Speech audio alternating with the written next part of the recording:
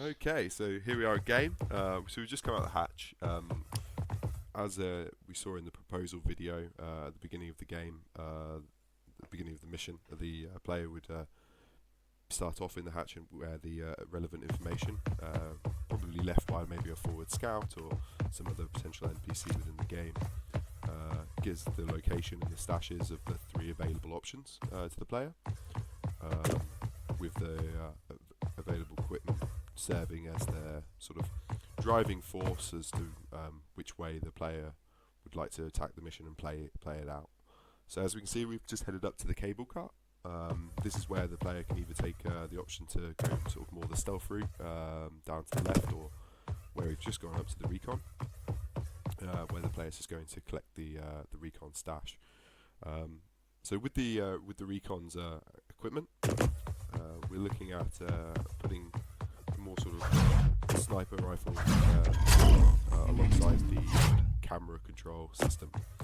With the cameras, it's a sort of camera to shoot out from, to allow them to be able to take action against players but they don't have top line of sight.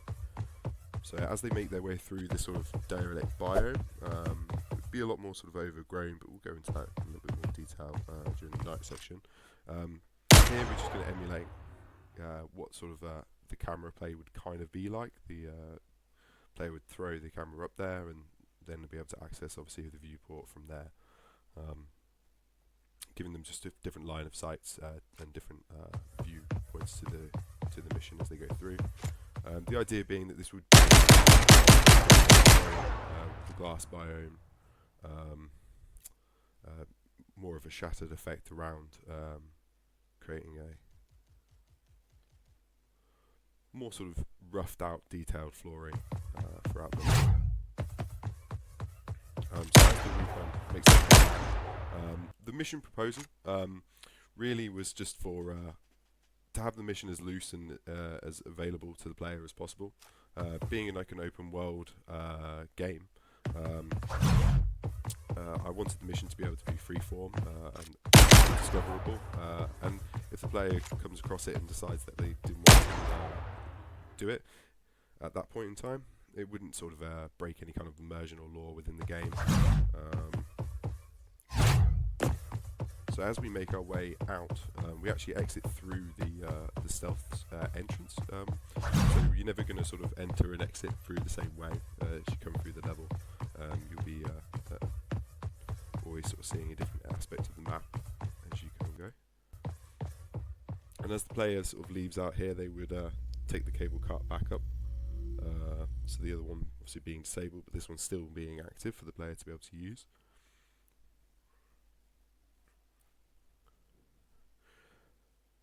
And then just before we get into the nighttime mode where we run through the assault, the equipment that we were I really wanted sort of to add for the assault was to give them the ability to have sort of a decoy grenade. Being a Phantom Scout, I still believed, even though the sort of diversifier used was assault, I still didn't think that the player would be getting truly in sort of the line of fire and putting themselves up as a complete and utter tank. I still feel like there would be an element of sort of recon Splinter Stelly from the shadows, and sort of going full blown into it. Just didn't kind of make too much sense. So giving the player sort of a decoy where they're allowed to sort of, where they can put it out, distract the enemies and still push up, but sort of shadow, sort of made sense to sort of fit in with the general for the game.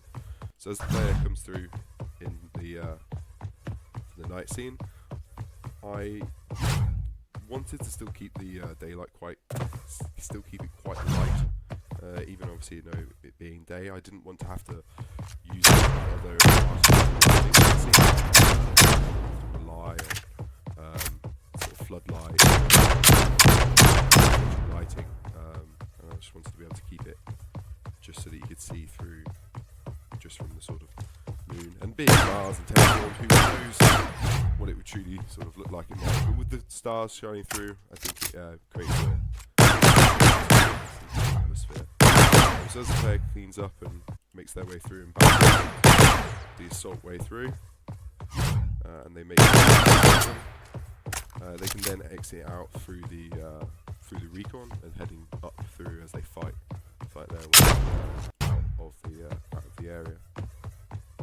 So again, this would be a more broken down, splintered area, glass shattered, vines growing. A really good excuse to have a more overgrown aspect to it. So as the player makes their way up to the cable car, obviously taking them back down to the end of the mission.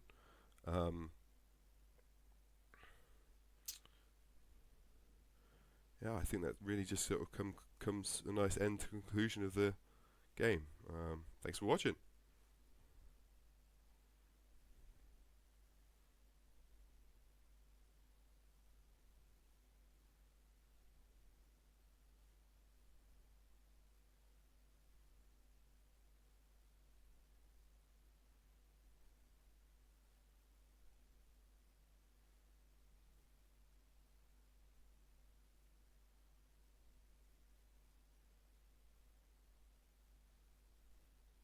Toodaloo!